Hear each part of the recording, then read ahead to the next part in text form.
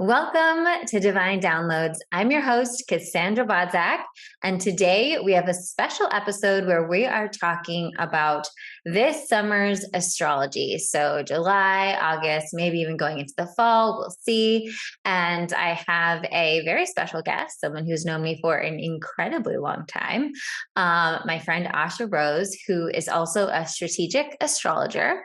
And I asked her to do us all a favor, come on the pod and talk about, because you have some major astrological events going on this summer that you're just going to want to know about, because I think it's going to affect some of the decisions you make, how you move, all the things. You guys know how I feel about astrology. I feel like astrology is like the weather. And the more we know about the weather, the more we can prepare what we're going to wear. If we need an umbrella, maybe we shouldn't have that picnic. It just helps us function in our lives better. So welcome, Asya. Thank you for being on the pod. Thank you. Thanks for having me, Cass. I'm really excited to be here. And I just want to piggyback off of what you said about astrology being about the weather. Whenever we give like an astrology report about what's coming and how it's going to affect your chart, it's important to understand at the end of the day that nothing is officially set in stone and you still have free will to make decisions, right? So I can tell you something that's coming up in the transits in the sky and how it's going to affect your personal chart, right? For example, let's say I tell you about the weather report, it's going to rain outside. At the end of the day, you still decide whether you want to stay indoors and do like a Netflix and chill day because it's raining outside, whether you want to go outside and like run in the rain uninhibited with, nothing on, or whether you want to prepare and put on like rain boots and bring an umbrella and go outside in the rain that way. So like you're getting a report of what's going on and you're getting a report of how it's going to affect your chart, or most likely how it's going to affect your chart. But still at the end of the day, you have free will to make decisions on how you use that energy and how you move forward. I love that. And that's so true. And I think one of the ways that I actually I came into astrology, and I actually don't know if you even know this, which is crazy because I feel like you know so much about me. I feel like I know a lot about you. Maybe you do know this. Maybe I have said this before. Yeah. But I think it's really valid for what we're talking about today, is that I've been working with clients for almost 10 years now. And what I started to notice was that I would talk to like all my clients during that week, and I started to notice themes. Mm-hmm. And my clients were from, my clients still are, they're all over the world. They're different eras of their life. They come to me for like different things they're working on, different problems. And yet there would be these like overarching themes to the fact where like it got to the point where I was like, okay, I know what the next 5 calls are going to be like this week. I know this is coming. And I started sharing it with them, not like telling them about my other clients, but just saying generally, I feel like there's a theme going on here, And so I found that really reassured people and also helped them know that, hey, I'm on the right track. The things that are coming up for me, they're like divinely meant to be coming up for me right now. And then of course we all have like free will on how we handle them. But then, so that's how I ended up getting to astrology, because then I started, paying attention to the astrology and seeing how the transits were lining up with how my clients. So it's almost like I came to it a little bit backwards, you know? But so that's why I wanted to talk about this. So we've been talking about some big transits that are going on this summer. So why don't you give us like, what are the big things that are going on this summer? And then let's like dive a little bit into each one and like how that's going to affect us. What do you think is the most, we'll start with no, I'll just start with whichever one you feel guided to start with. Okay. So, I mean, obviously we always have like a new moon and a full moon every month. At some point, Mercury is also going to retrograde this summer, but those are kind of generic transits that always happen every summer, and new moons and full moons happen every month. And we don't need to go into those as specifically, I think. What's really important about this summer is the nodes are switching, and we're going to talk about what that means. And Venus is going to go into retrograde this summer. Okay. So anytime a planet goes into retrograde, it generally spends more time in that sign, in that energy, than it usually does. So there's a reason for that. There's a purpose for that. And we'll talk about all of that as well.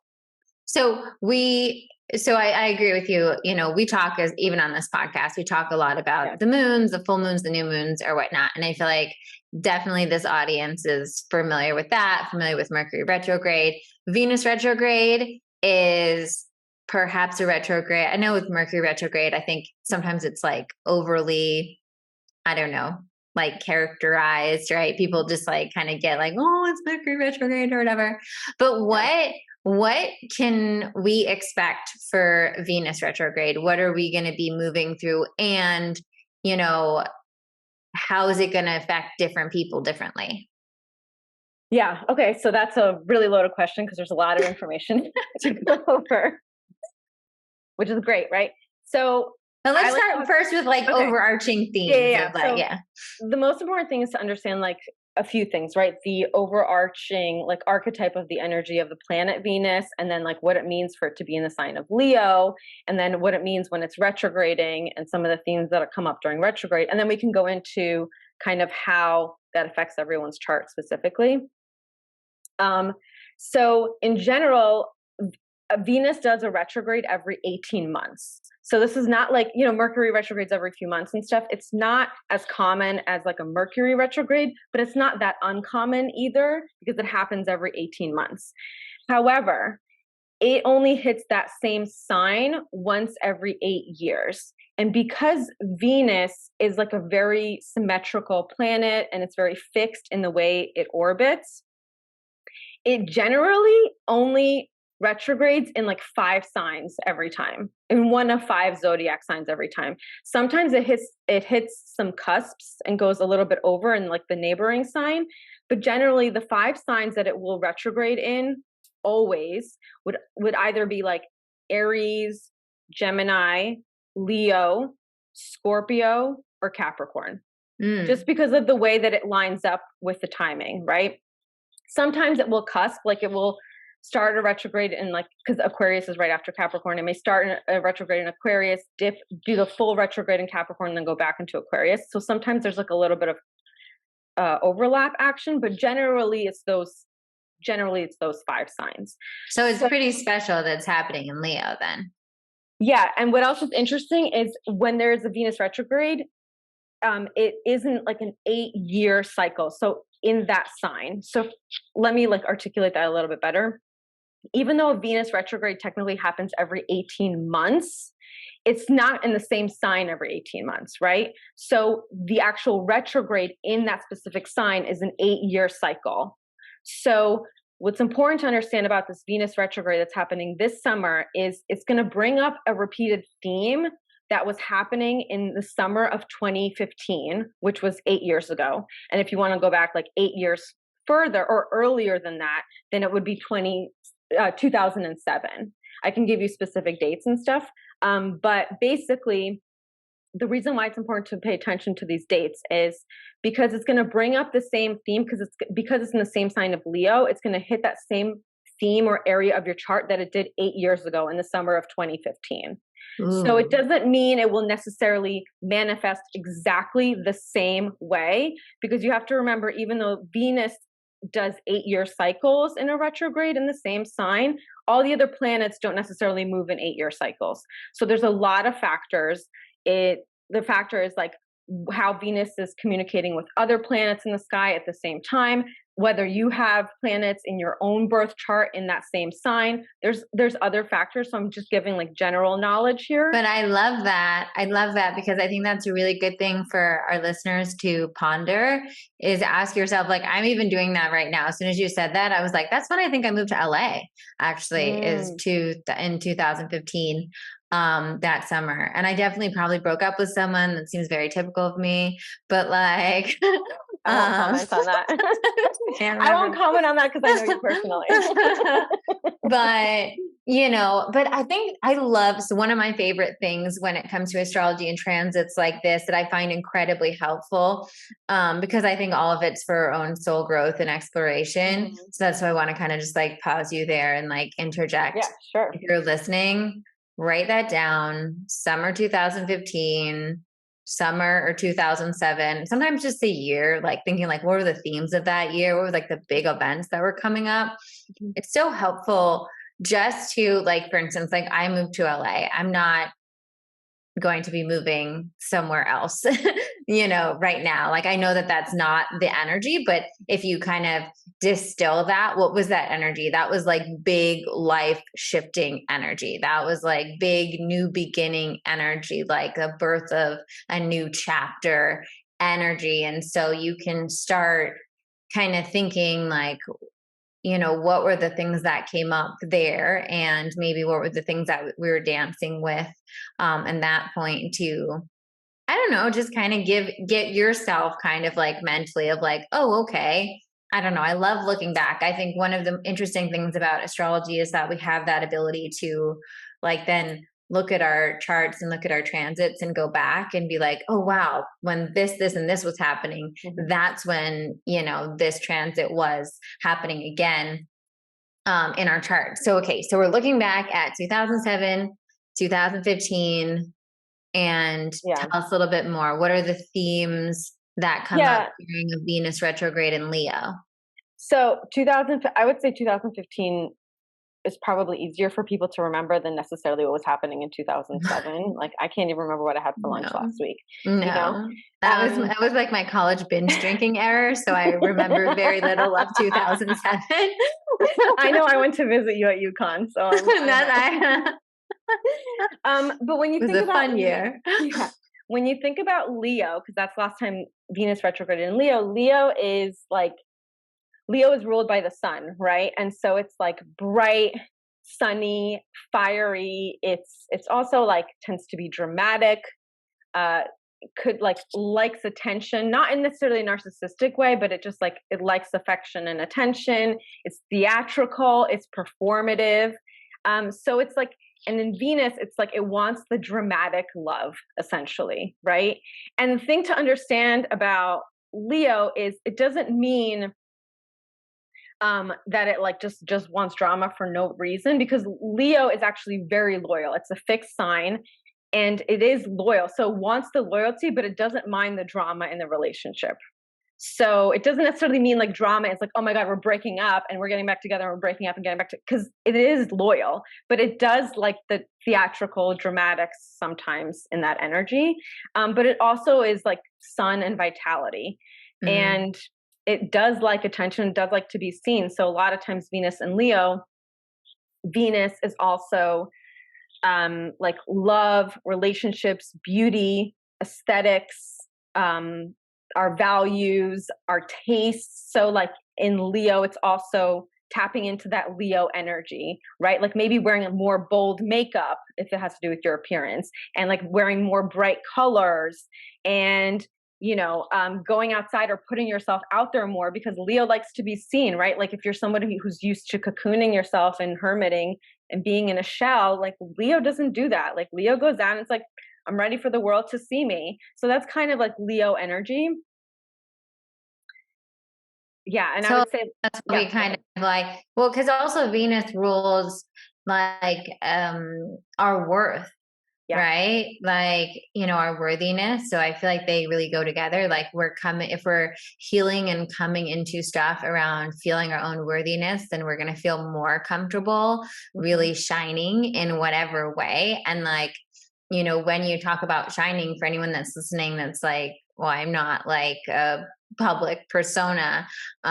Shining can be even like shining in your office, like as Hmm. like you're, a star employee. Shining can be like even just like that part of us that shines when we honor something about ourselves, right? When we honor, like, hey, you know what? I really do love this weird book series or whatever. Or I Yeah. really do love crystals, or I really do love gardening, right?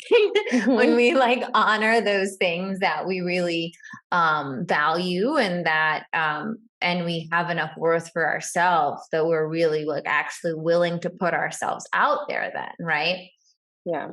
So now, how does the retrograde, I know retrogrades in general are times for us to reflect, right? Hmm. So with the retrograde coming into that energy, does that mean that we'll be kind of in more of a reflective state around that, or no? Yeah. So the retrogrades in general, they are a time to reflect, to rethink things, to reconsider things. Um, Sometimes it's like to change your strategy on a situation, or review something, basically any of the re's, right? Like Mm. reviewing, reflection, rethinking. Um, that's why a lot of times in retrogrades, especially Venus retrogrades, exes come back to the surface and hit you up because they are reflecting on past Mm. you there's a lot of reflection on past people and past relationships and how they've impacted your life. And it doesn't mean everyone's ex is going to come back from the dead, right? Because it's going to hit everyone's chart a little bit differently, but it could be like a reflection and rethinking of past friendship that maybe someone you haven't talked to, or a reflection and rethinking from like a family member you lost contact with. It Venus likes to bring people together, and so there are people that will come back to the surface, and a lot of times it's so that you can reconcile with them, right? Or just like mend things and then move forward without them. Yeah. Sometimes what happens too with like a Venus retrograde is, I don't like to put any negativity out there, but sometimes when we do reflect on current relationships, this could be a time that sometimes breakups happen because we are reflecting on, hey, I've been dating this person. Do I really see a future with them? When I envision my future and moving forward and my life from now, do I see this person moving forward? So sometimes there are breakups that also happen with the Venus retrograde. Nice. And it all kind of depends on where it hits our chart, right? Yeah. So, for those of you at home that maybe have your chart pulled up, or if not, maybe you want to pull your chart up quickly, um, we would be looking at where we have Leo in our chart. Is that correct? Where we have Yeah. Venus. No, you're going to be looking at where Leo is in your chart because it's going to be Venus and Leo. And I can give a little bit of summary for each of the rising signs, but this is why it's important for you to know like the time that you were born, because it's going to affect your rising sign, and that's how you're going to see where Leo is in your chart versus your general sun sign. Yeah. So, so your rising sign is going to be your first house, right? Yeah. The sign that's Mm-hmm. in your first house. So Mm-hmm. if you don't have your chart up, go grab it, and let's maybe just give like a sentence or two for each rising sign. I Sure. know I'm Aries rising, so I always luck out because mine's the first. Yeah. Well, I was planning on starting with Aries because Aries starts the zodiac. So So, okay, so let's go through. So, I'm an Aries rising. What themes are coming up for me this Leo Venus retrograde? So for Aries rising, Venus is going to be retrograding in Leo in your fifth house. And fifth house is creativity. It's a lot of times birthing new things, like you could be birthing new creative projects, but it could also be related to children. It also deals with fun, games, pleasure, romance, just anything that brings you joy. So with people with Aries rising in their chart, they're going to have a lot more fun this summer. They pay attention to things that bring you joy. You're just going to be enjoying life a lot more. Um, it could also be really important in developments regarding children. So if I'm not speaking about you directly, but if anyone with an Aries rising is not planning on getting pregnant or is planning on getting pregnant, this is a time that is like more opportune for conception. Mm. So if you're not planning on getting pregnant, I would be a little bit more careful during this retrograde because you could be a little bit more fertile. Is it true? I know sometimes often children also mirror like birthing creative projects. Would that be applicable in this? Yeah. Okay. Yeah.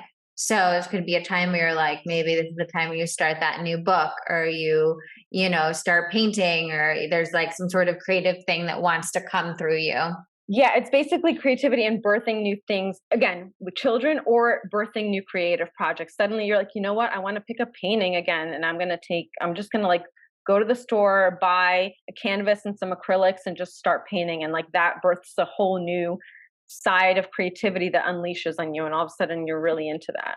I love this vibe for my fellow Aries risings. I love this vibe for you. I'm already in this vibe. I know. Well, I forgot. I just realized as I was saying that this is perfect for my summer because I'm doing a lot of traveling this summer. Mm. And if you saw some of the books I bought too, like I bought this great book that's called like Think Like an Artist, and like all my books are like Perfect. super like artsy and creative right now. So I'm definitely feeling it. But I realized I forgot to ask you, what are the dates? What are Oh, the right. dates of Sorry. the transit? I mean, you didn't ask me, but I should have told you before you It's asked okay. me. So Venus is already in Leo. It's going to Okay. stay in Leo until October 8th. Okay. So it is. Move It's going out to of ride us Leo. into the fall. Yeah. But it's going to actually retrograde starting July 22nd until Mm. September 3rd. So Okay. that is the retrograde period. It's going to start on the 22nd of this Okay. month. Okay. Yeah. Cool. Okay. So let's move on to the next. Okay. Yeah. So for Taurus, Venus, it's going to be in your fourth house, and the fourth house has to deal with home, family, your living situation, your private life, and sometimes your parents. So, in with Venus there in Leo, it could be like you reorganizing or redecorating your house in like a more aesthetically pleasing way because Venus is sitting there for a little bit longer. It could also be you reassessing or reevaluating or revisiting your relationship with your parents and kind of changing that dynamic for a more positive way as well. You could be a little bit more sensitive to any family things that are coming up at this time, but it's because like you're supposed to be revisiting that kind of theme of like childhood upbringing and themes with your parents. Love that. Love that for you, Taurus. Taurus risings. Or it's rising. Yeah. Next. You just go through them all. Oh, I'm sorry. I guess I'm Yeah, waiting just for you to tell me no, when no, I can move yeah, forward with just go that. through them Okay. on this. I feel Okay. like people listening to, like, you know where your rising sign Yeah. falls. So feel free to fast forward if you want to. But pro tip, I love listening in on the rising signs of people that are like my friends or obviously my partner, family members and stuff. It's also kind of helpful to know what people in your inner circle are going to be moving through as well. So And it's anyway, interesting too when you onward. start to listen to that because like their theme could be correlated with your theme, right? Like it's interesting when you're like, oh wow, like this is coming up for me, but it's somehow related to what is also coming up for them. So Absolutely. yeah. And just from an intuitive perspective, I always think with things like this, if you listen to them all and you get like a specific like hit, or maybe you get the tingles or however you receive your intuitive messages, like just know that that's a message for you, even if it's like not your rising sign, but like you hear Asha say something and all of a sudden you just kind of have that little niggle, I call it. Hmm. That's a message for you that your guides just want you to know. Yeah. So moving on, Gemini rising, it's going to be in your third house. And third house is communication and how we think, how we speak. It also deals with short distance travel, like your neighborhood, and it deals with siblings, relatives, and neighbors. So the fourth house is more parents. This is more like siblings and like other relatives. So you could be like reconnecting or revisiting a relationship with a neighbor or a sibling. You could be meeting new neighbors. So if there's like a block party coming up in the summer, this is the time to go if you're a Gemini rising and like mingle and meet new people in your neighborhood. It could also be rethinking on how you communicate and improving your communication. So if there's anything you haven't been saying, or if you've been suppressing your voice, this is like a good time to go back into finding your voice and finding a new way of articulating how you're feeling so you can speak up. And then we're Nice. going to move on to Cancer rising. And for Cancer rising, Venus is going to be retrograding in your second house. And second house is money, possessions, values, resources, finances. So it could be people coming back from the past and coming together with you for a financial purpose. So something that would like benefit you financially if someone comes out of the woodworks or something, and all of a sudden you're like, huh, that's interesting. I don't know why this person came up, but suddenly they plant a seed that then could help you grow and expand your income or your resources in a way. So I would really pay attention to any financial opportunities that come up during this retrograde for you, because that would be really exciting. Yeah, and that's good to know that you can trust it. Sometimes when Yeah. we have like old contacts reach back out, we're like, can I trust that? But knowing that like that's something that will happen during this retrograde and it's most likely for your highest good. It's most likely for your highest good, but I think the most important thing too is to reevaluate anything that comes up, right? So it doesn't, in a retrograde, things are coming back to the surface to review them. It doesn't mean we necessarily pull the trigger immediately, right? Like we maybe necessarily want to wait until the retrograde is over and Venus is moving direct, which happens after September 3rd.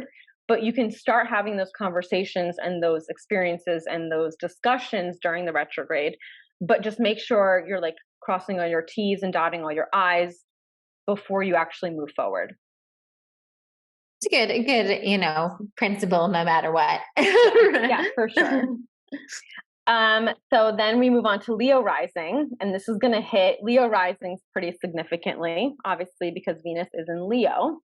And if you're a Leo rising, it's going to be hitting your first house. And the first house is the house of the self, the body, your character, your appearance. So there will be a greater, more positive focus on that area of your life. You could maybe go through some reevaluating on like how you present yourself, because rising sign is how we present ourselves to the world too, how people see us. So it could be a little bit of reevaluating how you come off to people and how you're presenting yourself to people. It could also be reevaluating your appearance. So this would, I wouldn't be surprised if some Leo risings are like, I kind of want to change my wardrobe, or maybe cut my hair, or trim, you know, cut bangs, or things like that. I wouldn't necessarily do any major aesthetic changes during the retrograde. I would start considering them and then do them after, you know, beginning of September, just because you want to think about how this is going to affect you long term, right? It's like when you cut your hair drastically and you're like super excited about it, and then like a week in, you're washing your hair in the shower and you're like, where did it all go? What did I do? Yeah, what did I do? So this is like, and you're like, oh my God, it took me 12 years to grow this out, and I can't believe I just chopped it all off impulsively. No like, buzz cuts till October. Yeah. Well, till September, right? So okay, after it goes direct. Yeah, so this is a great time to start a Pinterest board for your new look. And then wait until second week of September after everything's gone direct to make any appointments. Yeah, it could be that the seeds are being planted right now, but it doesn't. I'm the worst at stuff like this. I know. That's I have no impulse control. I know. Well, you're in Aries rising and your North Node is in Aries, so that's fine. Well, my 12-year-old stepdaughter is a Leo rising, and when you were saying that, I kept on thinking of that. I think it's a book or a Netflix show that's like The Summer I Turned Hot or something. And I'm like, oh my God, is this the summer she turns hot? It could be. Just don't let her like do anything impulsively that she will then like a month later. I am not gonna. First of all, I'm not gonna say anything. I'm gonna sit back and watch and enjoy. And I will protect her from any like incredibly. But she's so young. I mean, whatever. Let her have fun. She's still like figuring out who she is. But yeah, it'll be fun to watch. Venus, because Venus is also the planet of love. Like when it's retrograding the first house, it really is just reminding you to like love yourself, right? So like. Also a huge puberty theme and forever life theme. Yeah. So like affirmations is good right now. Like paying attention to beauty things, like things that make you feel good about yourself in the first house. It wants to give you like all that good stuff, you know? Yeah. Okay. What about our next gang? So Virgo rising, it's going to affect your 12th house, and 12th house deals with our subconscious. It deals with like repressed thoughts, like fears, phobias, sometimes the way we self-sabotage, our mental health. So a lot of self-worth stuff too here. So like affirmations are really important during this time with Venus retrograding there. It's a time to also gain more like confidence and work on your self-worth, right? Because you have like the planet of beauty and love there, like wanting to give you all of this delicious goodness to like build your confidence and your self-worth. So if there's something that kind of has been hidden, and it's like coming up to the surface right now, like this is a good time to get into like group healing, maybe some type of like spirituality, like healthy friends, therapy, any type of like support system that can help build up your self-worth, like this is a very opportune time to take advantage of that like nice Venus energy there. Ah, that's P. But Yeah. luckily, he I has mean, me luckily as he's married his to you. spiritual guru. And he has, I think, an incredible amount of self-confidence and self-worth.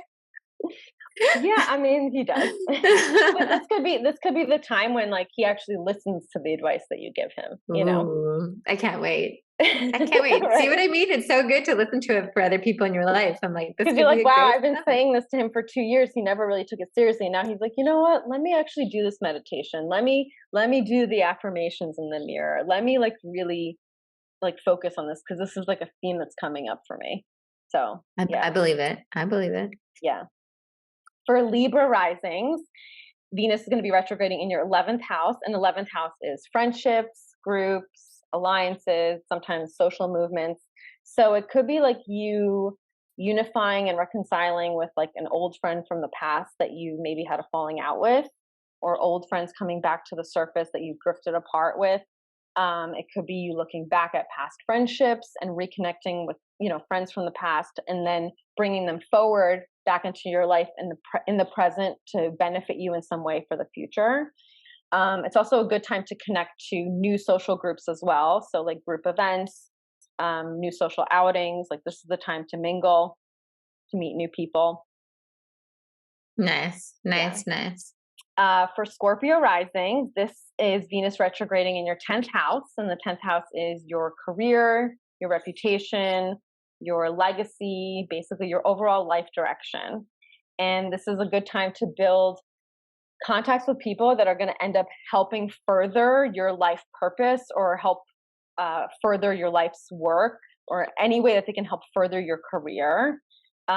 Venus is really good, as I said earlier, at building contacts with people. It wants to connect people. So sometimes it can bring people back from the past. I know this is like a repeated thing I keep saying. It can bring people back up from the past, but in this way, it could be someone coming back from the past to help further your career in a certain way, right? Or like a Mm. new partnership that, like some way that someone wants to maybe elevate you in your career. So I would pay attention to any career stuff that's coming up in the summer for Scorpio risings.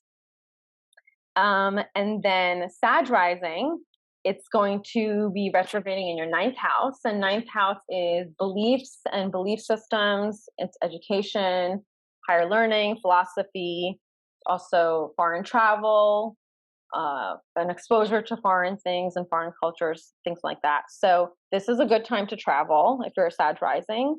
It's also a time that you would maybe like start rethinking or reviewing some of your belief systems, and maybe reflecting on some past relationships or friendships or partnerships in the past and how they affected your belief systems.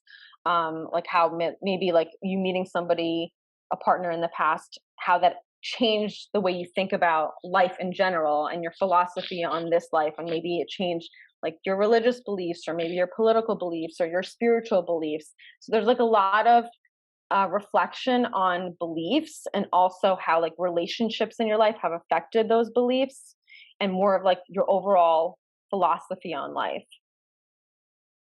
Also, if you are traveling, like that's a theme that could come up during your travel. Like the act of traveling right now could bring those themes up to the surface more. What a great excuse to go travel this summer. Well, You'll take any excuse to the travel. astrology Yeah. told me to go to Europe. What can I say? I mean, I'll that already be is there, guys. So right. That is the leave that at is the me. that is the epitome of like taking the weather report that you give you and like putting on the rain boots and and taking the umbrella, and you're like, screw it, I'm going out in the rain. I am unashamed to take advantage of, whatever astrology is going to throw my way. Like, oh, astrology says I'm going to birth a new creative project. Well, I guess I'm going to start a book, a screenplay, a new pottery studio. I don't know what they call me or where it's in my chart, but I'm a special kind of person. You are a very special kind of person in a very good way. anyways, I digress. Onward. Okay. For Capricorn rising, it's going to go through your 8th house, and 8th house is spirituality, but it's also other people's resources, other people's finances. Sometimes it deals with taxes, debts, loans, basically how other people's resources and finances affect you directly. So it could be you going back to like old contacts or old contracts from your past in order to review things to have it like benefit you more in a more beneficial way for you financially in the future. It could also, because it has to do with like other people's resources and other people's finances, a lot of times that has to do with your partner or someone that you're dating or with. So it could also be like a very positive period for your partner financially, which in turn then affects you financially. So, you know, when you talked about how like sometimes you like to see your partner's astrology and some of the transits and how they're affecting it, this is a good example of like if you're a Capricorn rising, like this could be a positive thing coming up for your partner, but in it also affects you in a positive way. Love that. Yeah. And then Aquarius rising, this is very interesting because Leo rules your seventh house of partnerships and relationships.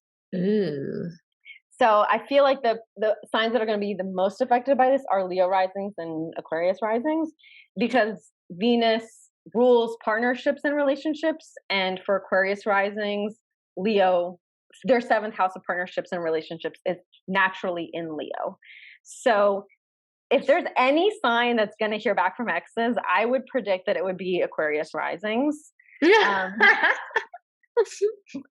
It's not necessarily good or bad. It just means that like people are reflecting on past relationships. Doesn't mean, sometimes it means reconciling with a person. Sometimes it means like just patching things up so there's no more like animosity, but not necessarily getting back together with someone. Just like, you know, patching things up and just moving forward in your life so that like there's a forgiveness there. It could also be like a reflection in your current partnership, where you like have a greater sense, because Venus is also about unity and union. It gives you like a greater sense of union and purpose going. You want to reflect on that going forward into the relationship. So a lot of reflection either in your current relationship or what you want for a new relationship or even past relationships. So I feel like Aquarius risings is really going to hit their relationship sector of their life pretty significantly. And then last but certainly not least, our favorite, wink, Pisces. And that is Pisces rising, more specifically.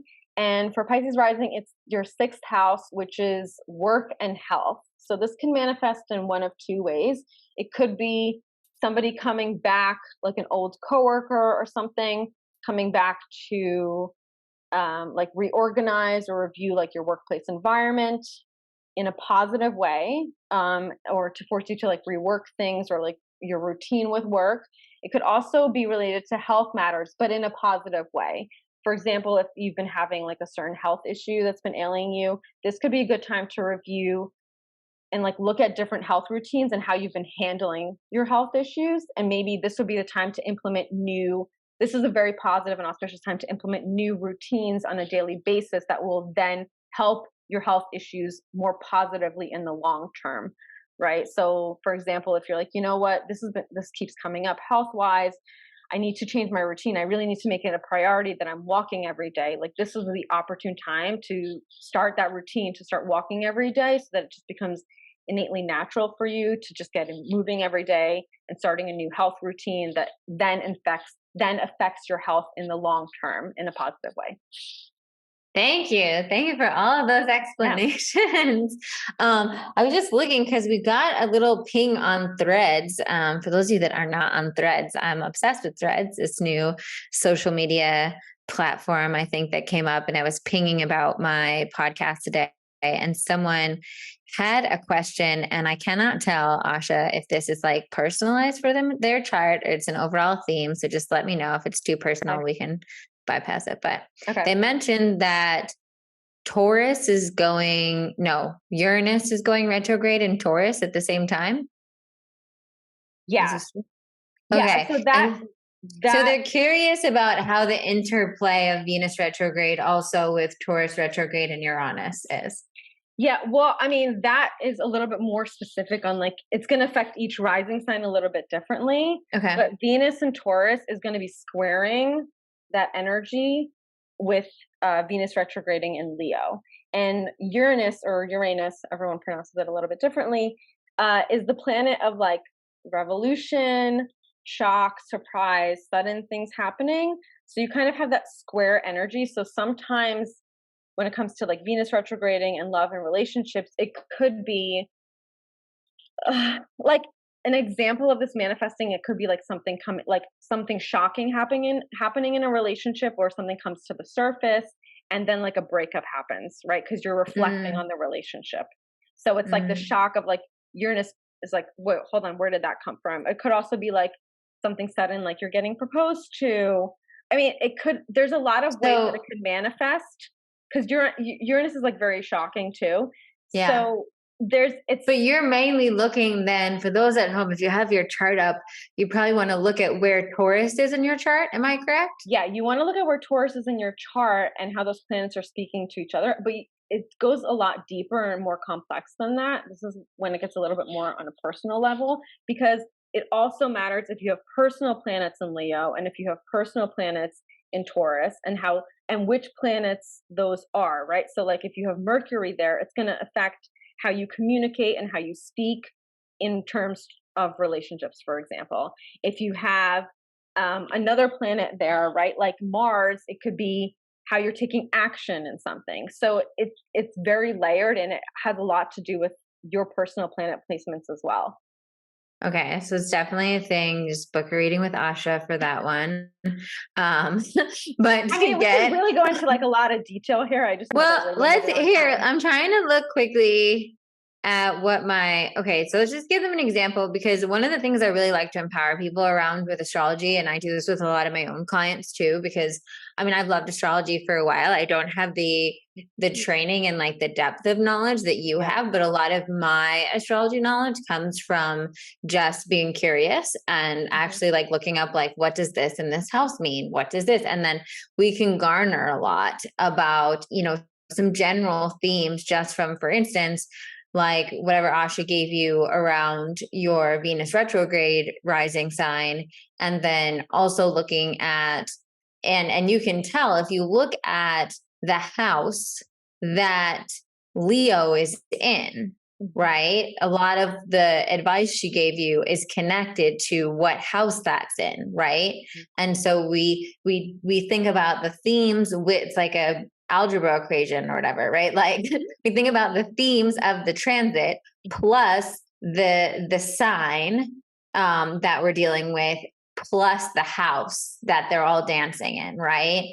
And so if you think of them as like characters in a play, right, they all kind of have their own like setting, actor, circumstance, right?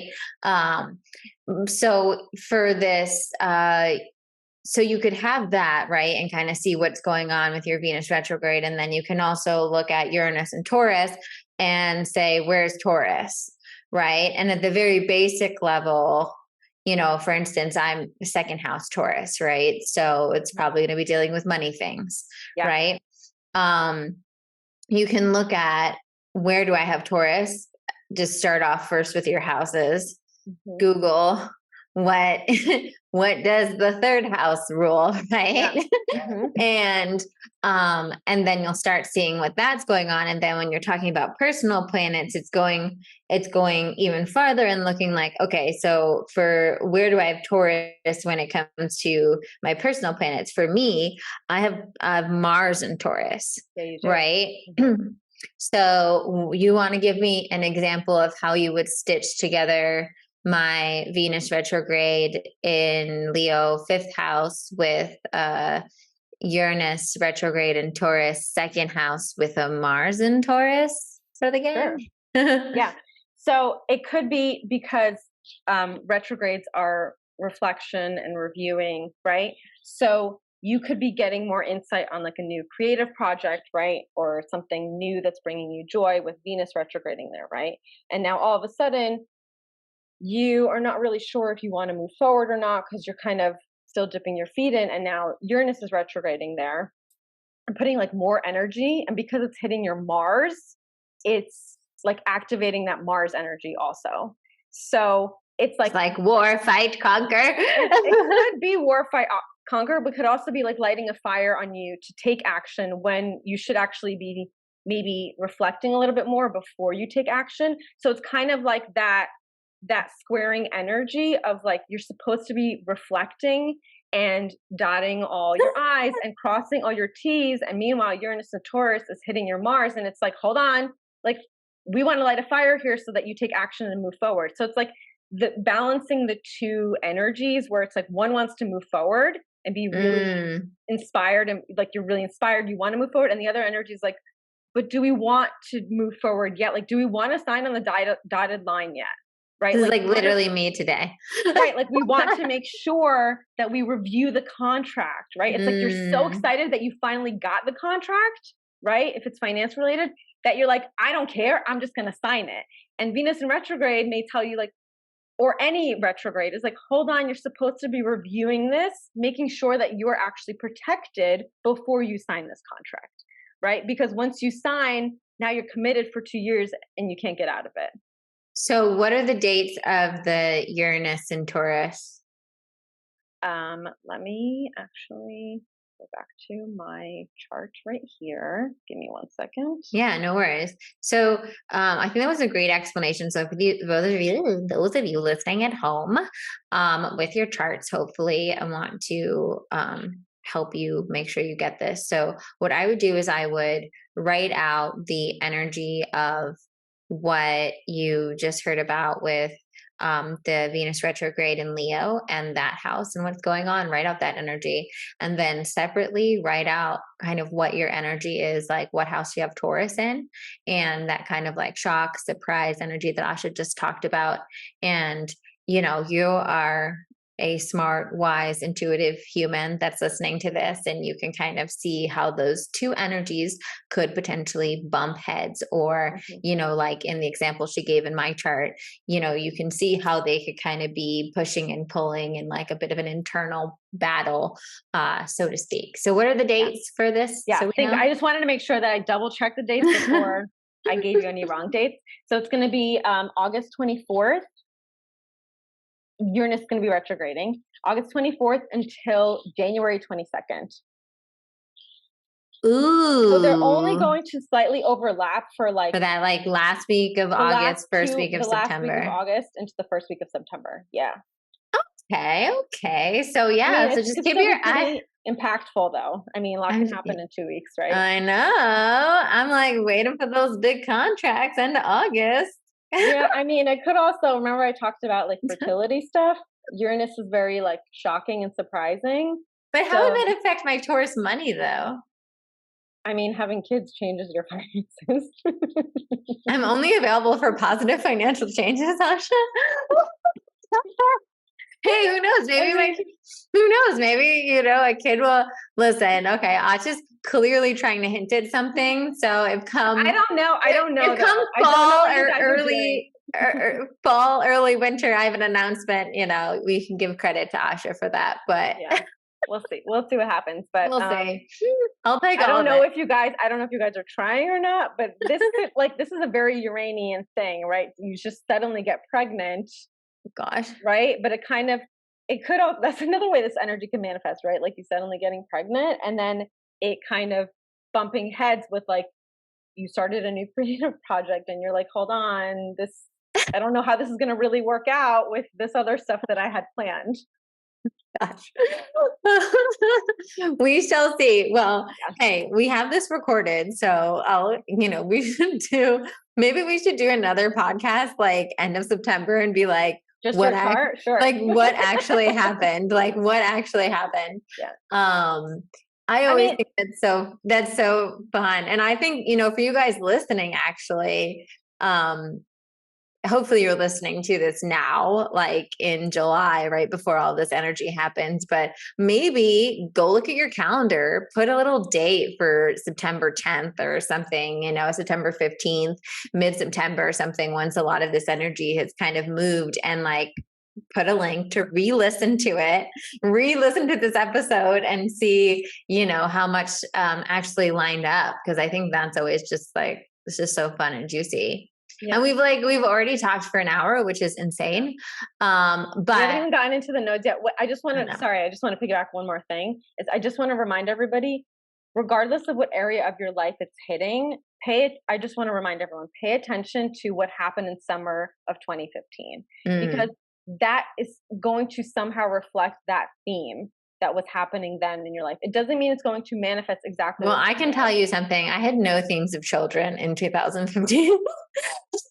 Right. But you had a theme of like starting a new creative endeavor. That's true. And what you were talking about with like dramatic love, like to me, moving to LA was like my dramatic love story. That was like a very dramatic love story.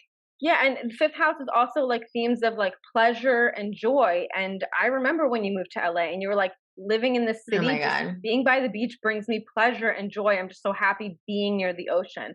So that's why I'm saying like sometimes this energy hits a similar theme. It doesn't always manifest exactly the same way, but the theme is still the same, right? Like I'm so ready for that adventure. I love that. When I moved to LA, true story, guys, I lived in Santa Monica and I would walk to the beach every day and I would watch the sunset at the beach and I would cry. Like every day I would cry.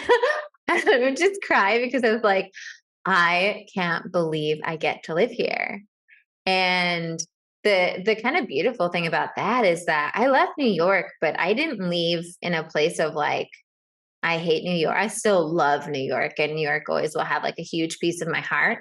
But I just kind of knew that like the next chapter was calling me, and it felt really scary and kind of crazy, which is probably that like Leo dramatic, like I'm gonna do it.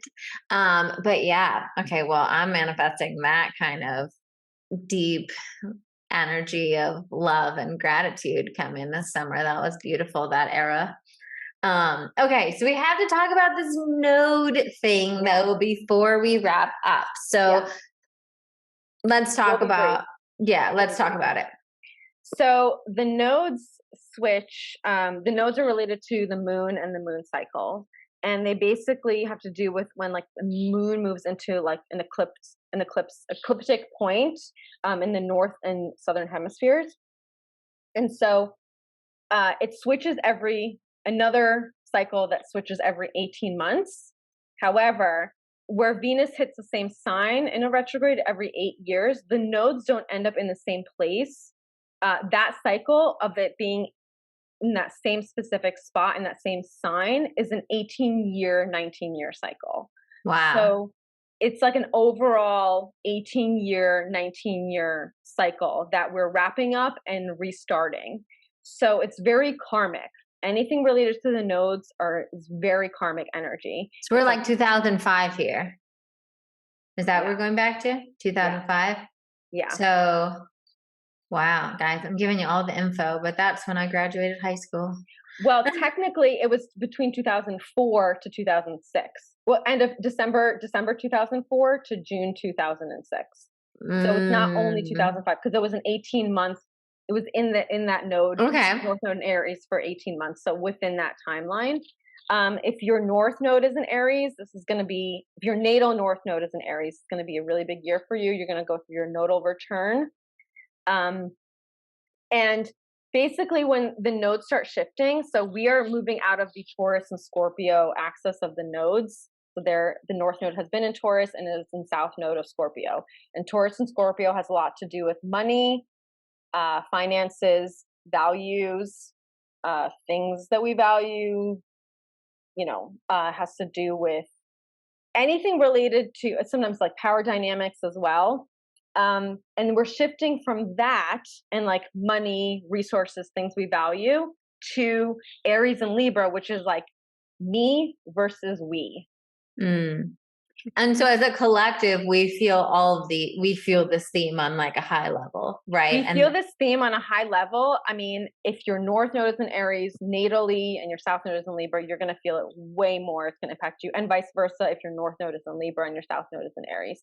But collectively, we're going to, now that we've like established what our values are, what's important to us financially, like what we need to feel grounded and secure and safe, right? Now we pay attention to like, me versus we, right? Like, how do I show up, and how does that might affect my relationship, right? Like, what do I give in relationship, and what do I give to myself, and like the balance of the two.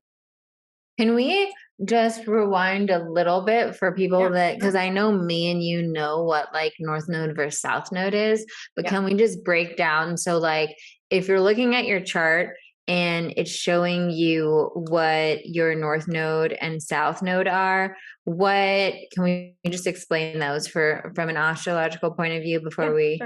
sure. So North Node is more of like your karmic purpose of why. There's a lot of different schools of thought, but it's generally your like karmic purpose why you reincarnated. It has to do with like growth, fulfillment in your life, your karmic path, and essentially your destiny. The energy that you're supposed to be stepping into this lifetime and learning to step into in this lifetime. So, guys, look at whatever that sign is.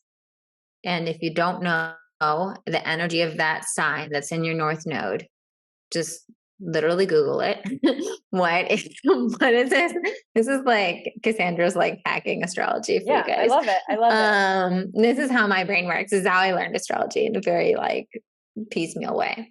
But so look up that energy, right? So for instance, like let's say you're a Pisces North Node. I'm a Pisces Sun. I'm not a Pisces North Node, but I know a lot about Pisces, so I'll use it as an example.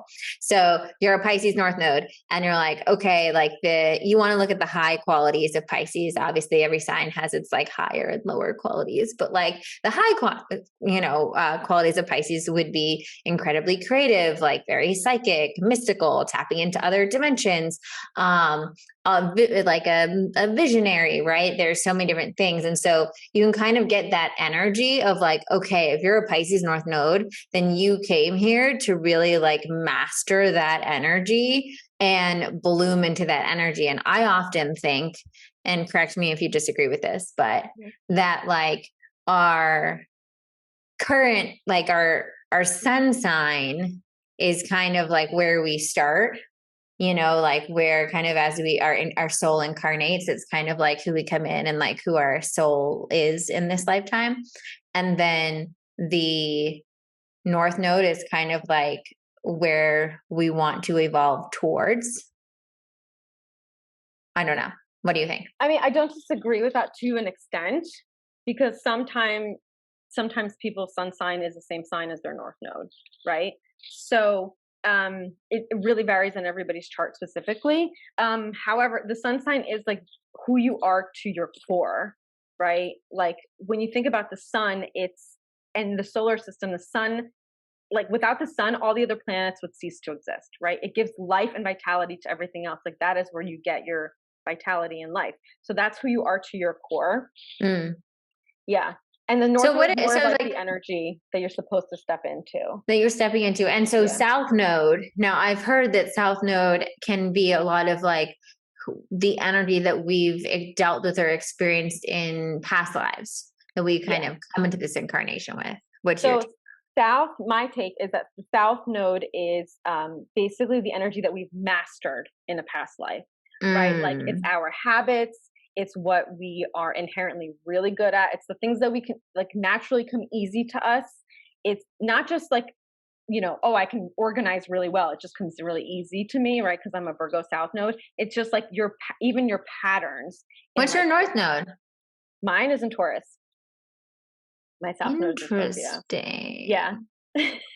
We'll go into that in another conversation. That's interesting because so I have a Libra South Node and an Aries North Node, which are kind of like flips, right? But wouldn't the flip of Virgo be Pisces? So they're not always flips. I just randomly happen to get flips. No. They're always opposites. So they're always opposites. Yeah. So Virgo is actually opposite Taurus? I didn't realize that. Scorpio is opposite Taurus. Yeah. But didn't you just say you're Virgo though? No. I said Virgo. I said, for example, if your South Node is in Virgo, you're good at like organizing. Oh, okay. But that's not your South Node. No. That's not mine. Okay. That's not mine. Okay. Yeah. Okay. Yeah. We went on a little tangent there. Sorry. It's okay. So the thing that I want to make sure that I mention about the South Node is because this is energy that we've mastered in a past life. and it's also like our karma.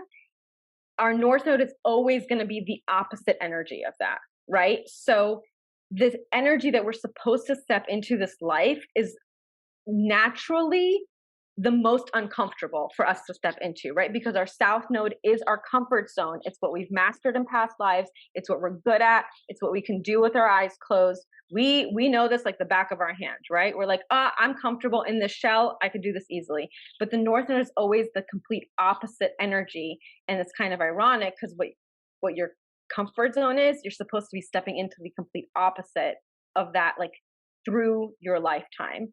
And a lot of people, when they hear about their north node and south node, sometimes they get discouraged because they're like, oh, I'm at this age so and so, and I haven't even really been stepping into this energy yet.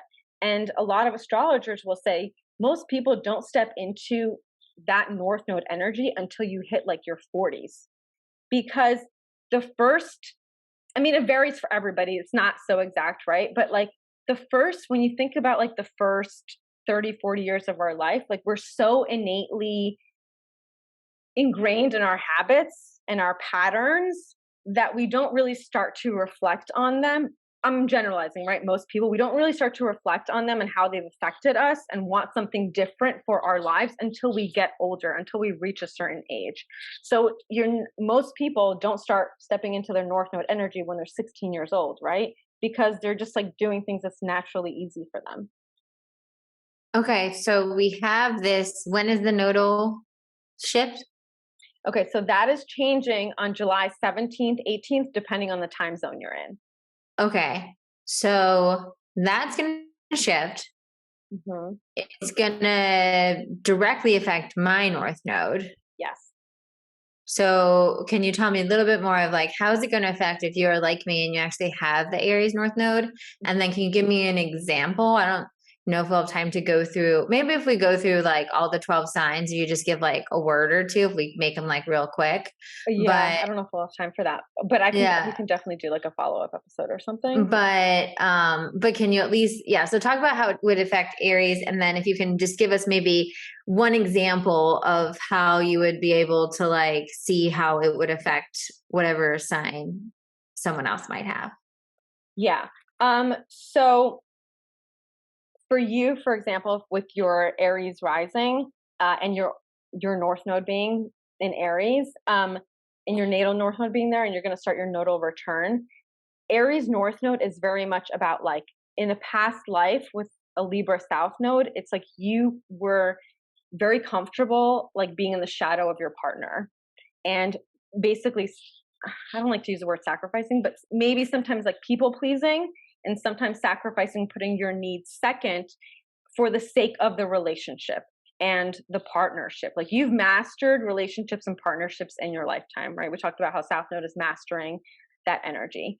And so with the North Node in Aries, you're supposed to be stepping into an energy of like putting yourself, like being seen more, not in like a Leo way, but like not being in someone else's shadow, like not being in the shadow of your partner and realizing that like you speaking up is important. You being seen is important. Your voice is important. Like Aries is the leader. It's like, it's I am, right? Like, who am I? And it's like the leader, it's all about confidence. Like if you meet an Aries, they are confident, right? They're not standing behind the shadow of their partner. They're stepping forward and they're like, I'm showing up in the room. And that is more Aries North Node energy. So it's really finding the balance of like stepping into putting yourself first and putting your needs first, but also still balancing the relationship. Like, how can I put myself first, but still show up in a relationship? And why do I have to keep sacrificing my needs in order to be in a relationship and partnership? Yeah. So now can you give me an example of how would this nodal return affect someone like, even like yourself, that has like a different North Node? So for me, it wouldn't affect my chart as significantly because I don't have my natal North Node there. However, for me, I'm a Scorpio rising. So what it means is whenever the nodes shift, that's when the eclipse cycle shifts. So it would mean that I would start having eclipses in those separate houses in different areas of my chart. And that is why, like I'm saying, it gets a little bit complex because it goes between, for me, it would be like my 6th house and my 12th house, and it would piggyback with eclipses between those two themes in my life. But it wouldn't affect my natal north node as much because I'm not actually going through a nodal return. It would just affect my chart specifically in the sense of where eclipses will start hitting, like where the which areas of my life the eclipses will start hitting. And eclipses are basically, they happen every 6 months. And I like to say that they're new moons and full moons on steroids, essentially. And they just like, they're, a lot of times they're new beginnings and endings. And a lot of times they close doors so that new ones can open. And again, it's going to hit everyone's chart really complex in like a different way. So, okay. So for those of you listening, if you are not an Aries North Node and that didn't apply to you the way it did to me, you were entering an eclipse season where we're going to be on Aries and Libra eclipses is essentially what Asha is saying. Yeah. So you want to look at where does Aries and Libra sit in your chart? What houses are they in, especially, is the easiest way, I think, to look at it. And then look up, like I said, good old Google, look up that house. So if you're like, oh, wow, Libra, I have a Libra 7th house and Aries 1st house. But so Libra, I'm like, okay, Libra is hitting my 7th house. It's going to be like partnerships, long-term relationships, long-term friendships, long-term business partners, all that jazz. Look up what those houses represent. And that's going to kind of give you a little clue as to what areas of your life I think are going to go through a bit more of a transformation cycle. I like to think of eclipses. I feel like eclipses are like fate bringers. I don't know. This is my intuitive interpretation of it. So the way I think of it is they're kind of like, like fate's garbage men or whatnot. You heard it here first on Divine Downloads. I love it. Like, if there's like, let's say, for instance, we'll just use my 7th house. So like if I was in a really horrible marriage right now, and I was getting eclipses in that house, chances are, like, if my spouse was cheating on me, I would figure it out.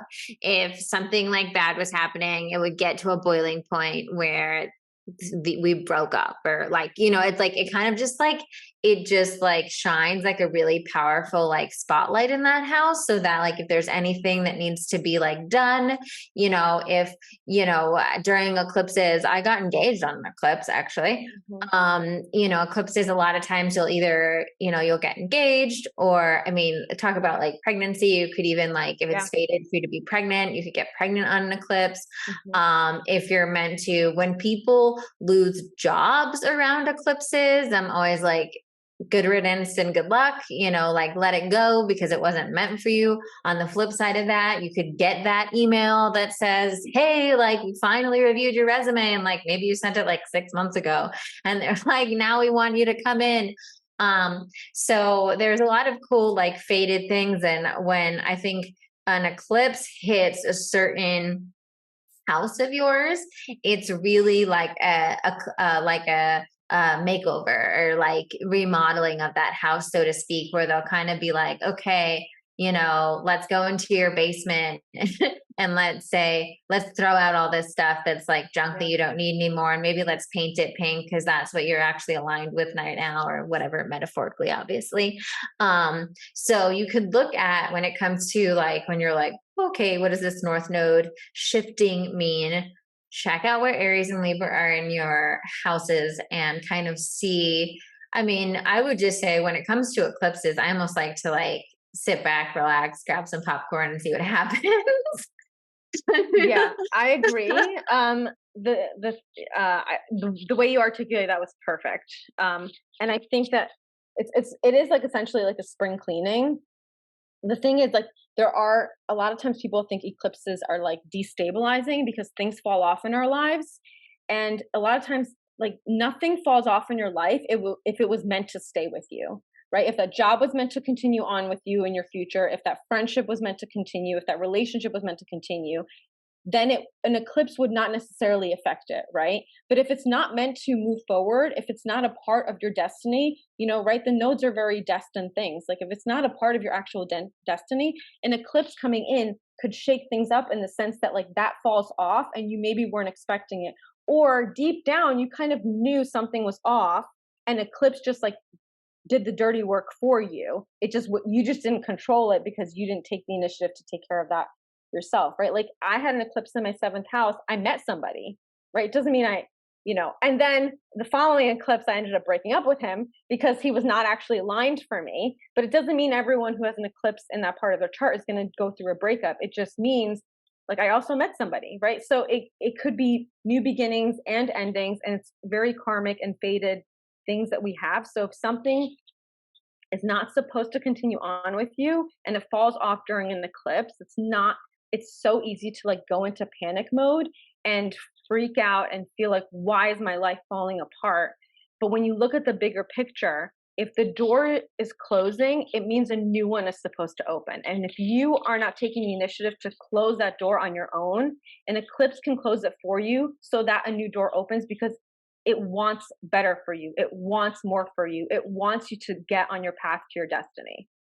Yeah, so we've got an exciting summer coming up. Lots of juicy shifts, lots of things coming on. We're actually going to have Asya on our next gathering for Divinely Design Your Life on the upcoming new moon. We're going to have her on and she's going to help us, if you're a member of the process, Divinely Design Your Life, or you join us before that gathering on, I believe it's July 17th, but I'll have the for sure correct date in the notes.